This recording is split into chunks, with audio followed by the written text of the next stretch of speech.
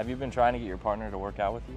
Nagging doesn't work, but these simple strategies do, and we're walking you through them. We're Matt and KK, coaches, parents, and a real couple who's lived through all this. One of the biggest struggles that couples face is when one person's motivated and the other not so much. And today we'll be teaching you how to motivate your partner the right way without all the fights.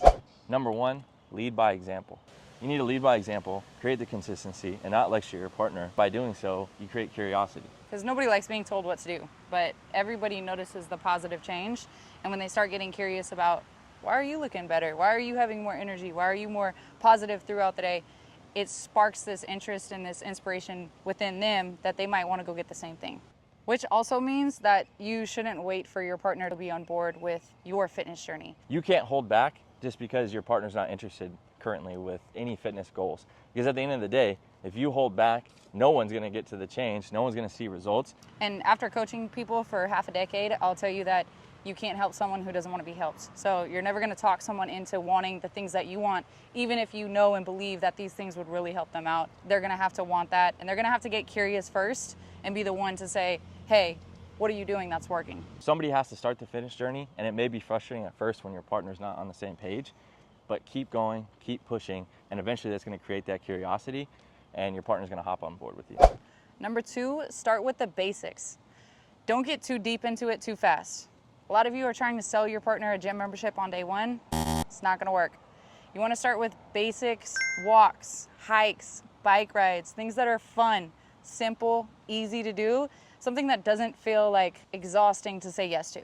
You may be on your fitness journey and have been motivating yourself, but you gotta remember, where did you start at? And that's where your partner's at. So you have to look at it as like, I can't just go right in and say, hey, let's go do a 3-mile hike, or let's go for a 5-mile run, because your partner is not on the same hype that you're on, and they need something small to start. And realistically, we become very sedentary as a community, as a whole. Walking is so underrated. People don't even realize how little steps they're getting every single day. Number three, don't call it a workout, call it spending some time together. Because that's the most important part about this, is staying connected with your partner. If you constantly label it as burning calories or things that sound exhausting, like they're gonna have to put in a lot of work, it's gonna be exactly that. So make it more about just quality time and hearing about each other's day. And before you know it, you'll be on a 1-mile-long, 2-mile-long walk because you guys are connecting and talking and not even thinking about being out and getting steps in. So bond first, because the workout's gonna happen naturally. Make it simple, give them a step goal, and do things that you know they'll succeed in to get them excited and to keep going and keep pushing. Number four, make the gym sessions fun and non-intimidating. Ladies, this means don't give your man the booty band and throw him on the hip thrust on day one, okay? Don't embarrass him in the middle of the gym.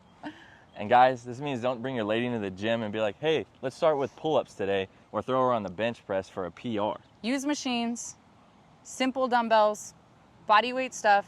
Keep it simple. Don't be trying to go into all the crazy CrossFit, heavy compound movements on day one. If you're a little bit more intermediate or advanced and your partner's super beginner, what it takes for you to feel the burn versus what it's gonna take for them to feel the burn, totally different. So don't think that they're gonna do the exact same training program as you. You wanna start off slow, introducing them into how to work out, something that's fun and not super intimidating.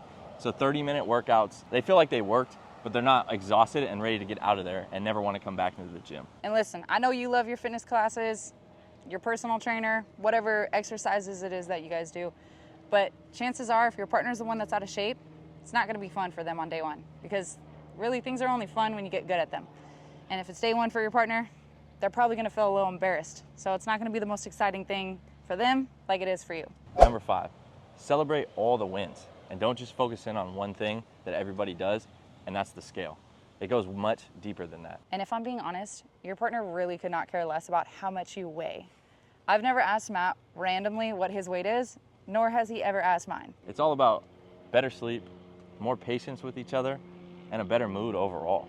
It keeps your relationship connected, and it's not about, oh, I weigh this much, or my partner weighs this much, because that has nothing to do with anything. It's about how you guys are feeling and how you guys interact with each other in your connection. And building a foundation through fitness is what it's all about. And realistically, ask yourself, when's the last time you saw a happy couple and then wondered, I wonder how much they each weigh?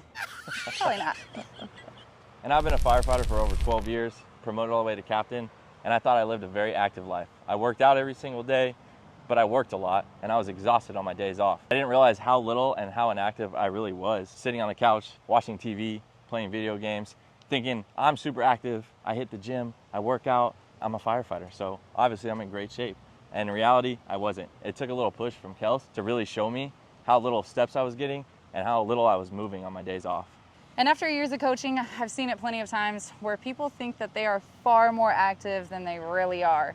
And don't get me wrong, I knew Matt was active, especially on the days that he went to work. But instead of trying to tell him that he wasn't as active as he thought, I just bought him an Apple Watch. And he started to be able to physically see the days that he was not as active as he thought. And that's what pulled me in. It was no pressure. It started to become fun and challenging for me, which made it a competition to beat myself. And giving me a visual of what it looked like on my days off and how little I moved, it motivated me to be better and hit my step goal every single day. And that's how I got back on track on my fitness goal. And through Kelsey's pregnancy, there's times where we pull up to the gym, sit there for almost 30 minutes, and almost go home. And Matt handled it so perfectly where he would give me the time that I needed to mentally prepare myself for the training session that was about to occur, but also give me the push to where I didn't just drive us back home instead of going inside the gym. Drop a comment. What's one thing you wish your partner started doing with you? And make sure to hit subscribe because we share real tips like this every single week to help couples fuel their relationship with fitness.